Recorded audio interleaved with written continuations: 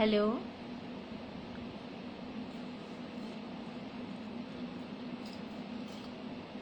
Good evening. আজকে হঠাৎই আমি এসেছি যদিও, কিন্তু আমার এই আশাটা আমি অনেকদিন ধরেই ভাবছিলাম। আসলে কেউ কেউ এসেছো, কমেন্ট করলে আমি বুঝতে পারবো কারা এসেছো। আসলে আমার খুব ইচ্ছে হচ্ছিল। অরু, থ্যাংক ইউ, হাই, শুভ সন্ধ্যা। যারা এসেছো সকলকে জানাই শুভ সন্ধ্যা। আসলে আমি বেশ কিছুদিন থেকেই ভাবছিলাম, মানে আমার খুব ইচ্ছে করছিল যে রবীন্দ্রনাথের এই যে কবিপক্ষ চলছে, তে থ্যাংক ইউ বৌদি, রানু বৌদি, থ্যাংক ইউ আসার জন্য। একটা সুন্দর গল্প পাঠ করব আজকে রবীন্দ্রনাথ ঠাকুরের। এটা আমার খুব অনেক দিন ধরে খুব ইচ্ছে ছিল যে একটা গল্প সুন্দর করে পাঠ করব, সকলে শুনবে। তো সেই ইচ্ছেটা অনেকদিন ধরেই মনের মধ্যে গুঞ্জরণে ছিল, কিন্তু আমি ঠিক তৈরি হয়ে উঠতে পারছিলাম না। প্রভা, থ্যাংক ইউ ফর কামিং। একটু থাক, আমার গল্প খুব বড় নয়, মিনিট 15 থেকে 18-র মধ্যে শেষ হবে। Neel Mitra, thank you. Shukla Bose, thank you. সকলকে আমি বলছি hi Shukla, thank you. Prabha, thank you. সকলকে শুভ সন্ধ্যা জানাচ্ছি এবং সকলকে বলছি গল্পটাও খুব সুন্দর রবীন্দ্রনাথ ঠাকুরের। এবং তপশ্রী, থ্যাংক ইউ, খুব সুন্দর দেখাচ্ছে, thank you. Jishnu, thank you. তো এই গল্পটা আমার সকলের সঙ্গে একটু শেয়ার করব, একটু সুন্দর করে পাঠ করার চেষ্টা করব। যদিও হঠাৎ আজকে জাস্ট মনে হলো যে আমি একটু খুঁজে দেখি যে কোন গল্পটা। আসলে সময়েরও ব্যাপার আছে, একটু মানে কম সময়ের মধ্যে ছোট একটা গল্প সিলেক্ট করার একটা ব্যাপার ছিল। তো সেই গল্পটা সিলেক্ট করার পর একটু 2-3 বার আমি একটু পাঠ করে দেখলাম যে আমি পারছি কিনা। এটা আমার প্রথম প্রয়াস গল্প পাঠ করার। Thank you Tapashree. গল্প পাঠ করার প্রথম প্রয়াস। আমি জানি না কতটা তোমাদের কাছে পৌঁছতে পারবো গল্পটা নিয়ে সুন্দর করে, তবু আমি চেষ্টা করব যে যতটা পারা যায় পরিষ্কার করে, যাতে তোমাদের কাছে গল্পটা সুন্দরভাবে উঠে আসে, তোমরা যাতে গল্পটা ভিজুয়ালাইজ করতে পারো, গল্পটা যাতে তোমাদের চোখের সামনে প্রস্ফুটিত হয়ে ওঠে আমার পাঠের মাধ্যমে, সেইটুকু চেষ্টা আমি করব। তো আমি সেই জন্য একটু আগিয়ে এলাম যাতে সকলে এসে পড়ো এবং সকলে প্রথম থেকে গল্পটা শুনতে পাও। কারণ গল্প তো গান নয় যে ছোট ছোট করে কেটে কেটে শুনলে হবে, একটু শুরু থেকে শুনলে সকলের ভালো লাগবে। যারা এসেছো ভীষণ ভালো লাগছে। আমি আরেকটু জাস্ট 2-1 মিনিট একটু অপেক্ষা করে নিচ্ছি, আরও যদি কেউ চলে আসে, বিকজ গল্পটা শুরু করার পর সুপর্ণা, থ্যাংক ইউ সুপর্ণা আসার জন্য, থ্যাংক ইউ সো মাচ। একটু শোনো, আমার মনে হয় গল্পটা শুনলে তোমাদের বেশ ভালো লাগবে। যদিও খুব চেনা গল্প, কিন্তু পাঠের মাধ্যমে হয়তো একটু অন্যরকম নতুনভাবে তোমাদের কাছে গল্পটা ধরা দিতে পারে তোমাদের সামনে। তো আমি শুরু করব, তাহলে শুরু করি। রবীন্দ্রনাথ ঠাকুরকে শতকোটি প্রণাম জানিয়ে, মানে এত যে ওটা লাইভটা বন্ধ করে করতে হবে, লাইভটা চালু করলে হবে না। তো সেটা আসলে এই গল্পটা সকলের কাছে পরিচিত, ভীষণ পরিচিত গল্প। রবীন্দ্রনাথের বেশিরভাগ গল্প, আসলে রবীন্দ্রনাথ তো মানে কি বলবো, মহাসাগর, সমুদ্র, সেখান থেকে সব মণিমাণিক্য আমরা এখনো কুড়িয়ে উঠতে পারিনি, চেষ্টা চলছে এখনো। আমাদের এক জীবনে বোধহয় আমরা রবীন্দ্রনাথ ঠাকুর এক জীবনে অনেক কিছু রচনা করে গেছেন, আমরা এক জীবনে তা পড়ে শেষ করতে পারি না, এটাই আসল কথা। তো তার মধ্যে কিছু গল্প যেগুলো খুব খুব মানে আমাদের মন ছুঁয়ে যায়, সেই গল্পগুলি সকলের কাছে খুব পরিচিত। সেরকমই একটি গল্প আমি আজকে নিয়ে এসেছি সকলের কাছে। তো যারা আছো বন্ধুরা, আমি জাস্ট একটু অপেক্ষা করে নিচ্ছি, আরও কিছুজন আসলে পরে আমি শুরু করে দেবো। যদিও বেশি সময় আমি নিতে পারবো না, কারণ এরপরে 8:30 থেকে সুচন্দ্রা চৌধুরী আসবে লাইভে গান শোনাতে। তো মিতা আঢ্য, সরি মিতা মনা, থ্যাংক ইউ সো মাচ মনা আসার জন্য। তো আমি শুরু করি গল্পটা।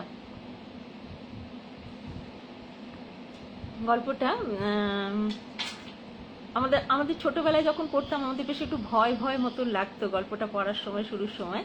কিন্তু এখন যখন গল্পটা পাঠ করতে গিয়ে যখন আবার পড়ছি, তখন গল্পটার মধ্যে দিয়ে একটা ভীষণ গভীর একটা, হ্যাঁ মিতা দেখেছি এসে গেছে তুমি, থ্যাংক ইউ সো মাচ তোকে।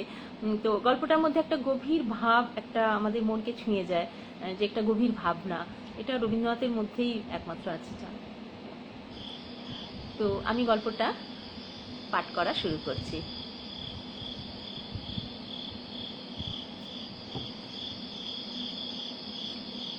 গল্পটার নাম কঙ্কাল। উপদা, থ্যাংক ইউ। গল্পটার নাম কঙ্কাল। গল্পটি রবীন্দ্রনাথ ঠাকুরের লেখা। আমরা 3 বাল্যসঙ্গী যে ঘরে শয়ন করিতাম, তাহার পাশের ঘরের দেয়ালে একটি আস্ত নর কঙ্কাল ঝুলানো থাকিত। রাত্রে বাতাসে তাহার হাড়গুলা খট খট শব্দ করিয়া নড়িত। দিনের বেলায় আমাদিগকে সেই হাড় নাড়িতে হইত। আমরা তখন পণ্ডিত মহাশয়ের নিকট মেঘনাদ বধ এবং ক্যাম্বেল স্কুলের এক ছাত্রের কাছে অস্থিবিদ্যা পড়িতাম। আমাদের অভিভাবকের ইচ্ছা ছিল আমাদিগকে সহসা সর্ববিদ্যায় পারদর্শী করিয়া তুলিবেন। তাহার সে অভিপ্রায় কতদূর সফল হইয়াছে যাহারা আমাদিগকে জানেন তাহাদের নিকট প্রকাশ করা বাহুল্য, এবং যাহারা জানেন না তাহাদের নিকট গোপন করাই শ্রেয়। তাহার পর বহুকাল অতীত হইয়াছে। ইতিমধ্যে সেই ঘর হইতে কঙ্কাল এবং আমাদের মাথা হইতে অস্থিবিদ্যা কোথায় স্থানান্তরিত হইয়াছে অন্বেষণ করিয়া জানা যায় না। অল্পদিন হইল একদিন রাত্রে কোনো কারণে অন্যত্র স্থানাভাব হওয়াতে আমাকে সেই ঘরে শয়ন করিতে হয়। অনভ্যাস বশত ঘুম হইতেছে না। এপাশ ওপাশ করিতে করিতে গির্জার ঘড়িতে বড় বড় ঘণ্টাগুলো প্রায় সব কটা বাজিয়া গেল। এমন সময় ঘরের কোণে যে তেলের শেড জ্বলিতেছিল সেটা প্রায় মিনিট 5 ধরিয়া খাবি খাইতে খাইতে একেবারে নিভিয়া গেল। ইতিপূর্বেই আমাদের বাড়িতে 2-1টা দুর্ঘটনা ঘটিয়াছে, তাই এই আলো নেভা হইতে সহজেই মৃত্যুর কথা মনে উদয় হইল। মনে হইল এই যে রাত্রি 2 প্রহরে একটি দীপশিখা চিরান্ধকারে মিলাইয়া গেল, প্রকৃতির কাছে ইহাও যেমন, আর মানুষের ছোট ছোট প্রাণশিখা কখনো দিনে কখনো রাত্রে হঠাৎ নিভিয়া বিস্মৃত হইয়া যায়, তাহাও তেমনি। ক্রমে সেই কঙ্কালের কথা মনে পড়িল। তাহার জীবিতকালের বিষয় কল্পনা করিতে করিতে সহসা মনে হইল একটি চেতন পদার্থ অন্ধকারে ঘরের দেয়াল হাতড়াইয়া আমার মশারির চারদিকে ঘুরিয়া ঘুরিয়া বেড়াইতেছে। তাহার ঘন ঘন নিঃশ্বাসের শব্দ শোনা যাইতেছে। সে যেন কি খুঁজিতেছে, পাইতেছে না, এবং দ্রুততর বেগে ঘরময় প্রদক্ষিণ করিতেছে। নিশ্চয় বুঝিতে পারিলাম সমস্তই আমার নিদ্রাহীন উষ্ণ মস্তিষ্কের কল্পনা, এবং আমারই মাথার মধ্যে বোঁ বোঁ করিয়া যে রক্ত ছুটিতেছে তাহারই দ্রুত পদশব্দের মতো শোনাইতেছে। কিন্তু তবু গা ছমছম করিতে লাগিল। জোর করিয়া এই অকারণ ভয় ভাঙিবার জন্য বলিয়া উঠিলাম, পদশব্দ আমার মশারির কাছে আসিয়া থামিয়া গেল, এবং একটা উত্তর শুনিতে পাইলাম, আমি আমার সেই কঙ্কালটা কোথায় গেছে তাই খুঁজিতে আসিয়াছি। আমি ভাবিলাম নিজের কাল্পনিক সৃষ্টির কাছে ভয় দেখানো কিছু নয়। পাশবালিশটা সবলে আঁকড়িয়া ধরিয়া চিরপরিচিতের মতো অতি সহজ সুরে বলিলাম, এই দুপুর রাতে বেশ অন্ধকারে মশারির অত্যন্ত নিকট হইতে আমার বুকের হাড় যে তাহারই মধ্যে ছিল, আমার মন যে তাহার চারিদিকে বিকৃত হইয়াছে। কথা সঙ্গত বটে, তা তুমি সন্ধান করো গে যাও, আমি একটু ঘুমাইবার চেষ্টা করি। তবে একটু বসি, একটু গল্প করা যাক। 35 বৎসর পূর্বে আমিও মানুষের কাছে বসিয়া মানুষের সঙ্গে গল্প করিতাম। এই 35টা বৎসর আমি কেবল শ্মশানের বাতাসে হু হু শব্দ করিয়া বেড়াইয়াছি। আজ তোমার কাছে বসিয়া আর একবার মানুষের মতো করিয়া গল্প করি। অনুভব করিলাম আমার মশারির কাছে কে বসিল। নিরুপায় দেখিয়া আমি বেশ একটু উৎসাহের সহিত বলিলাম, সেই ভালো, যাহাতে মন বেশ প্রফুল্ল হইয়া ওঠে এমন একটা কিছু গল্প বলো। সে বলিল, সবচেয়ে মজার কথা যদি শুনিতে চাও তো আমার জীবনের কথাই বলি। গির্জার ঘড়িতে ঢং ঢং করিয়া 2টা বাজিল। যখন মানুষ ছিলাম এবং যখন ছোট ছিলাম তখন এক ব্যক্তিকে জমের মতো ভয় করিতাম। তিনি আমার স্বামী। মাছকে বড়শি দিয়া ধরিলে তাহার যেমন মনে হয় আমারও সেই রূপ মনে হইত, অর্থাৎ কোনো এক সম্পূর্ণ অপরিচিত জীব যেন বড়শিতে গাঁথিয়া আমাকে আমার স্নিগ্ধ গভীর জন্ম জলাশয় হইতে টান মারিয়া ছিনিয়া লইয়া যাইতেছে। কিছুতে তাহার হাত হইতে পরিত্রাণ নাই। বিবাহের 2 মাস পরেই আমার স্বামীর মৃত্যু হইল এবং আমার আত্মীয় স্বজনেরা আমার হইয়া অনেক বিলাপ পরিতাপ করিলেন। আমার শ্বশুর অনেকগুলি লক্ষণ মিলাইয়া দেখিয়া শাশুড়িকে কহিলেন, শাস্ত্রে যাহাকে বলে বিষকন্যা, এ মেয়েটি তাই। সে কথা আমার স্পষ্ট মনে আছে। শুনিতেছ? কেমন লাগিতেছে? আমি বলিলাম, বেশ, গল্পের আরম্ভটি বেশ মজার। তবে শোনো। আনন্দে বাপের বাড়ি ফিরিয়া আসিলাম। ক্রমে বয়স বাড়িতে লাগিল। লোকে আমার কাছে লুকাইতে চেষ্টা করিত, কিন্তু আমি নিজে বেশ জানিতাম আমার মতো রূপসী এমন যেখানে সেখানে পাওয়া যায় না। তোমার কি মনে হয়? খুব সম্ভব, কিন্তু আমি তোমাকে কখনো দেখি নাই। দেখো নাই? কেন? আমার সেই কঙ্কাল? আমি ঠাট্টা করিতেছি। তোমার কাছে কি করিয়া প্রমাণ করিব যে সেই দুটো শূন্য চক্ষু কোটরের মধ্যে বড় বড় টানা 2টি কালো চোখ ছিল এবং রাঙা ঠোঁটের উপরে যে মৃদু হাসিটুকু মাখানো ছিল, এখনকার অনাবৃত দন্তসার বিকট হাস্যের সঙ্গে তার কোনো তুলনাই হয় না। এবং সেই কয়খানা দীর্ঘ শুষ্ক অস্থিখণ্ডের উপর এত লালিত্য, এত লাবণ্য, যৌবনের এত কঠিন কোমল নিটোল পরিপূর্ণতা প্রতিদিন প্রস্ফুটিত হইয়া উঠিতেছিল, তোমাকে তাহা বলিতে গেলে হাসি পায় এবং রাগও ধরে। আমার সেই শরীর হইতে যে অস্থিবিদ্যা শেখা যাইতে পারে, তাহা তখনকার বড় বড় ডাক্তারেরাও বিশ্বাস করিত না। আমি জানি একজন ডাক্তার তাহার কোনো বিশেষ বন্ধুর কাছে আমাকে কনক চাপা বলিয়াছিলেন। তাহার অর্থ এই যে পৃথিবীর আর সকল মনুষ্যই অস্থিবিদ্যা এবং শরীরতত্ত্বের দৃষ্টান্ত স্থল ছিল, কেবল আমি সৌন্দর্যরূপী ফুলের মতো ছিলাম। কনক চাপার মধ্যে কি একটা কঙ্কাল আছে? আমি যখন চলিতাম তখন আপনি বুঝিতে পারিতাম যে একখণ্ড ঘিরা নড়াইলে তাহার চারদিক হইতে যেমন আলো ঝকমক করিয়া ওঠে, আমার দেহের প্রত্যেক গতিতে তেমনি সৌন্দর্যের ভঙ্গি নানা স্বাভাবিক হিল্লোলে চারিদিকে ভাঙিয়া পড়িত। আমি মাঝে মাঝে অনেকক্ষণ ধরিয়া নিজের হাত দুখানি নিজেই দেখিতাম।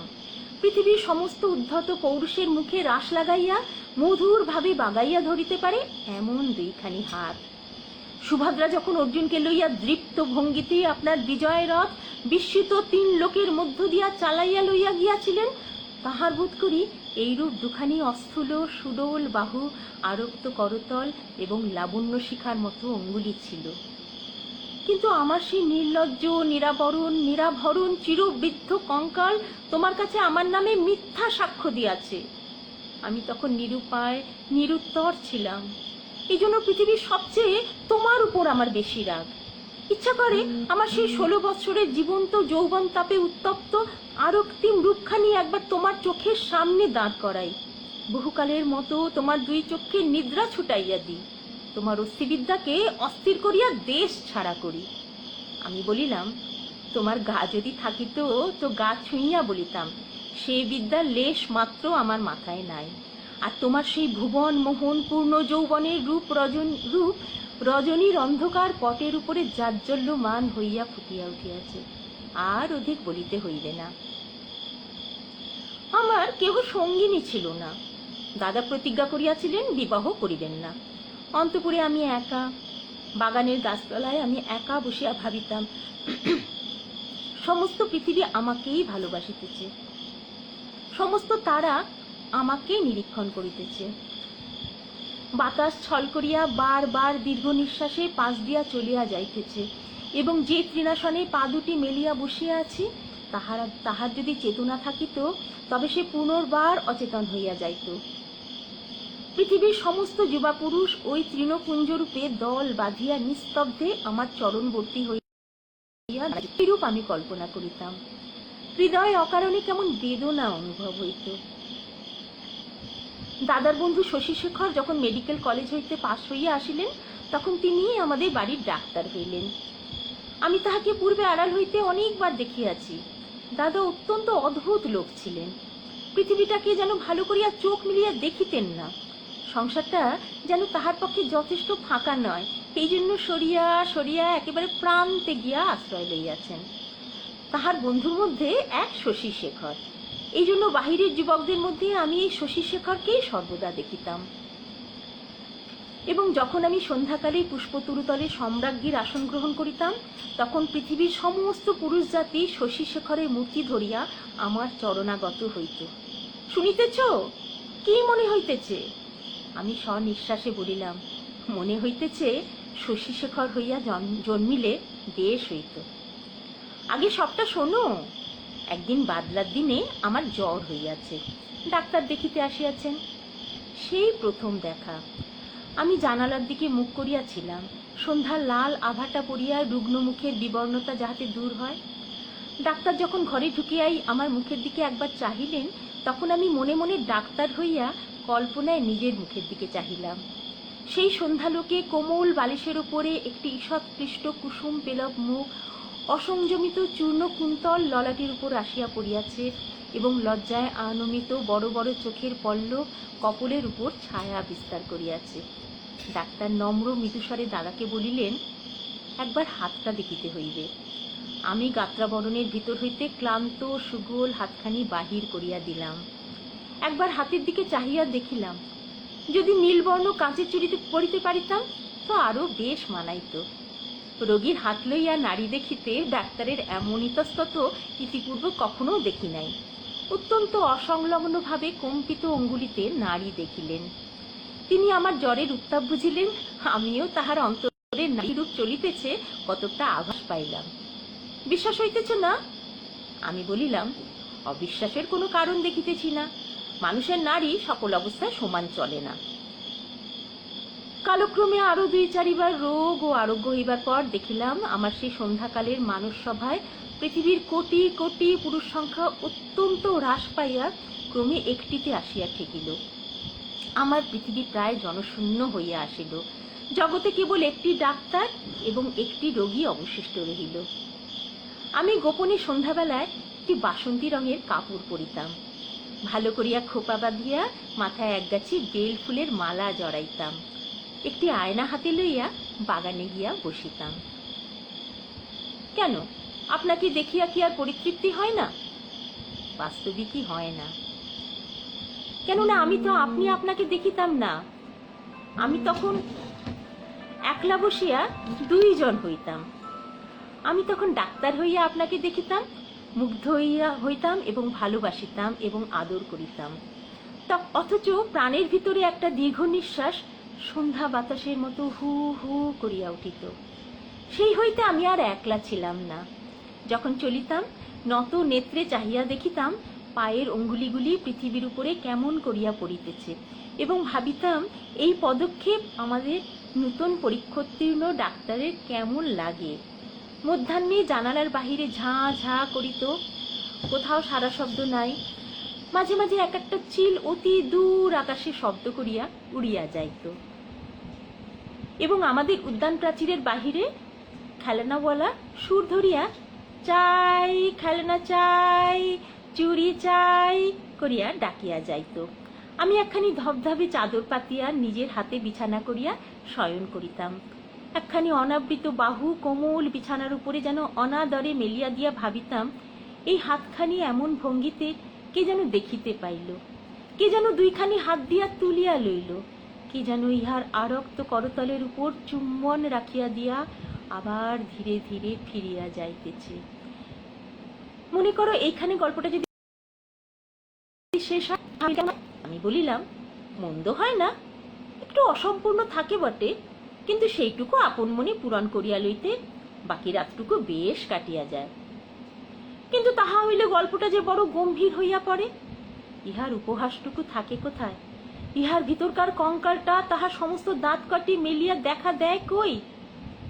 তারপরে শোনো, একটুখানি পসার হইতেই আমাদের বাড়ির একতলায় ডাক্তার তাহার ডাক্তারখানা খুলিলেন।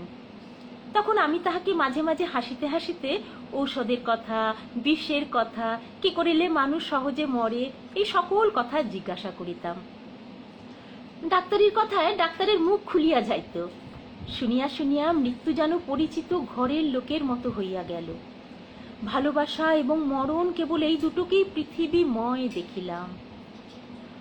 আমার গল্প প্রায় শেষ হইয়া আসিয়াছে, আর বড় বাকি নাই।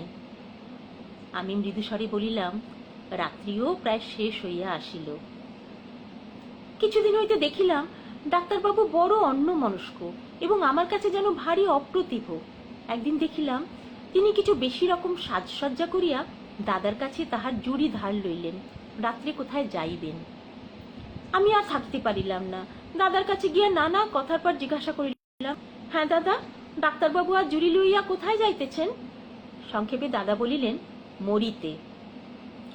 আমি বলিলাম, না, সত্য করিয়া বলো না। তিনি পূর্বাপেক্ষা কিঞ্চিত খোলসা করিয়া বলিলেন, বিবাহ করিতে। আমি বলিলাম, সত্য নাকি? বলিয়া অনেক হাসিতে লাগিলাম। অল্পে অল্পে শুনিলাম এই বিবাহে ডাক্তার 12,000 টাকা পাইবেন। কিন্তু আমার কাছে এই সংবাদ গোপন করিয়া আমাকে অপমান করিবার তাৎপর্য কি? আমি কি তাহার পায়ে ধরিয়া বলিয়াছিলাম যে এমন কাজ করিলে আমি বুক ফাটিয়া মরিব? পুরুষদের বিশ্বাস করিবার জো নাই। পৃথিবীতে আমি একটি মাত্র পুরুষ দেখিয়াছি এবং এক মুহূর্তে সমস্ত জ্ঞান লাভ করিয়াছি। ডাক্তার রোগী দেখিয়া সন্ধ্যার পূর্বে ঘরে আসিলে প্রচুর পরিমাণে হাসিতে হাসিতে বলিলাম, কি ডাক্তার মহাশয়, আজ নাকি আপনার বিবাহ?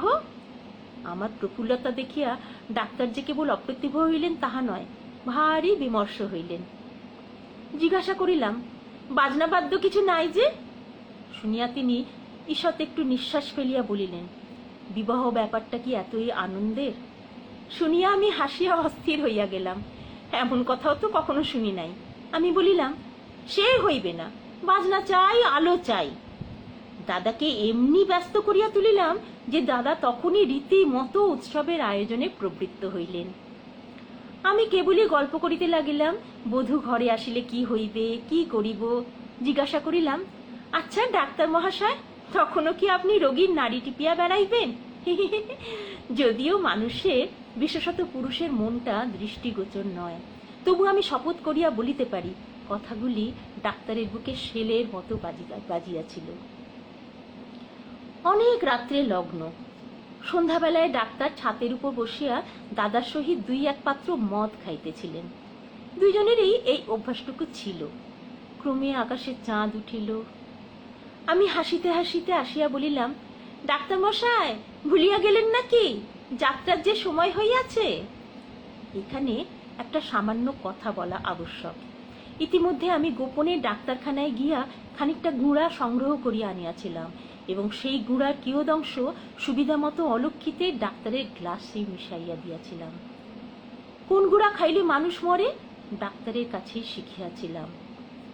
ডাক্তার এক চুমুকে গ্লাসটি শেষ করিয়া কিঞ্চিত আর্দ্র গদগদ কণ্ঠে আমার মুখের দিকে মর্মান্তিক দৃষ্টিপাত করিয়া বলিলেন, তবে চলিলাম। বাঁশি বাজিতে লাগিল। আমি একটি বারাণসী শাড়ি পরিলাম। যতগুলি গহনা সিন্ধুকে তোলা ছিল সবগুলি বাহির করিয়া পরিলাম। সিঁথিতে বড় করিয়া সিঁদুর দিলাম। আমার সেই বকুলতলায় বিছানা পাতিলাম। বড় সুন্দর রাত্রি। ফুটফুটে জ্যোৎস্না সুপ্ত জগতে ক্লান্তি হরণ করিয়া দক্ষিণে বাতাস বহিতেছে। জুঁই আর বেলফুলের গন্ধে সমস্ত বাগান আমোদ করিয়াছে। বাঁশির শব্দ যখন ক্রমে দূরে চলিয়া গেল, জ্যোৎস্না যখন অন্ধকার হইয়া আসিতে লাগিল, এই তরু পল্লব এবং আকাশ এবং আজন্মকালের ঘর দুয়ার লইয়া পৃথিবী যখন আমার চারিদিক হইতে মায়ার মতো মিলাইয়া যাইতে লাগিল, তখন আমি নেত্র নিমীলন করিয়া হাসিলাম। ইচ্ছা ছিল যখন লোকে আসিয়া আমাকে দেখিবে, তখন এই হাসিটুকু যেন রঙিন নেশার মতো আমার ঠোঁটের কাছে লাগিয়া থাকে। ইচ্ছা ছিল যখন আমার অনন্ত রাত্রির বাসর ঘরে ধীরে ধীরে প্রবেশ করিব, তখন এই হাসিটুকু এখান হইতেই মুখে করিয়া লইয়া যাইব। কোথায় বাসর ঘর? আমার সে বিবাহের বেশ কোথায়? নিজের ভেতর হইতে একটি খটখট শব্দে জাগিয়া দেখিলাম, আমাকে লইয়া 3টি বালক অস্থিবিদ্যা শিখিতেছে। বুকের যেখানে সুখ দুঃখ ধুকধুক করিত এবং যৌবনের পাপড়ি প্রতিদিন একটি একটি করিয়া প্রস্ফুটিত হইত, সেইখানে বেত্র নির্দেশ করিয়া কোন অস্থির কি নাম মাস্টার শিখাইতেছে। আর সেই যে অন্তিম হাসিটুকু ওষ্ঠের কাছে ফুটাইয়া তুলিয়াছিলাম, তাহার কোনো চিহ্ন দেখিতে পাইয়াছিলে কি? গল্পটি কেমন লাগিল? আমি বলিলাম, গল্পটি বেশ প্রফুল্লকর। এমন সময় প্রথম কাক ডাকিল। জিজ্ঞাসা করিলাম, এখনো আছো কি? কোনো উত্তর পাইলাম না। ঘরের মধ্যে ভোরের আলো প্রবেশ করিল। আমার গল্প পাঠ এখানেই শেষ হলো। আমি জানি না কতটা তোমাদের আনন্দ দিতে পারলাম। যাই হোক, অনেকজন বন্ধু ছিলে। গল্পটা যারা শুনেছো, দেবযানী দি থ্যাংক ইউ আসার জন্য, অপুদা থ্যাংক ইউ, অনেকজনই ছিলে। আমি গল্পটা অনেক দিনের ইচ্ছে ছিল গল্প পাঠ করে তোমাদের শোনাবো। সুচন্দ্রা থ্যাংক ইউ রে। এক্ষুনি সুচন্দ্রা আসবে 8:30 থেকে গান নিয়ে, রবীন্দ্রসঙ্গীত নিয়ে, সুন্দর সুন্দর, ও তো খুব ভালো গায়, তোমরা শুনো। Oru thank you so much. তো যারা শুনলে না এখন, যাদের ব্যস্ততার জন্য যারা আসতে পারোনি, তারা পরে এই গল্প পাঠের ভিডিওটা দেখো। আমার মনে হয় হয়তো ভালো লাগতেও পারে। প্রথম প্রয়াস একটুখানি ছোটখাটো জায়গায়, কিছু কিছু জায়গায় আটকেছে। প্রেমাংশু হুই থ্যাংক ইউ সো মাচ, খুব আনন্দ পেলাম, থ্যাংক ইউ। আমি জানি না কতটা স্পষ্ট বলতে পেরেছি, কোথাও কোথাও হয়তো একটু হোঁচট খেয়েছি। যাই হোক, প্রথম প্রয়াস হিসেবে একটু জাস্ট মানে এলাম আর কি শোনাতে। এরপরে নিশ্চয়ই আরো গল্প শোনাবো। গল্প শুনতে আমাদের ছোটবেলা সকলের ভীষণ ভালো লাগে, আমার মনে হয় সকলের ভালো লাগবে। Thank you so much. আমি বিদায় নিচ্ছি, সকলকে শুভরাত্রি জানাই।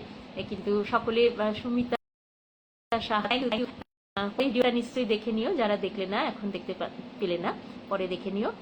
সকলকে অসংখ্য ধন্যবাদ জানিয়ে শুভরাত্রি জানাচ্ছি। যদিও আমি কিন্তু সঙ্গে থাকবো, কারণ সুচন্দ্রার গান শুনবো এক্ষুনি 8:30 থেকে। তোমরা সবাই কেউ যেও না, সকলের সঙ্গে থেকো। Thank you so much. আমি শেষ করি। Good night.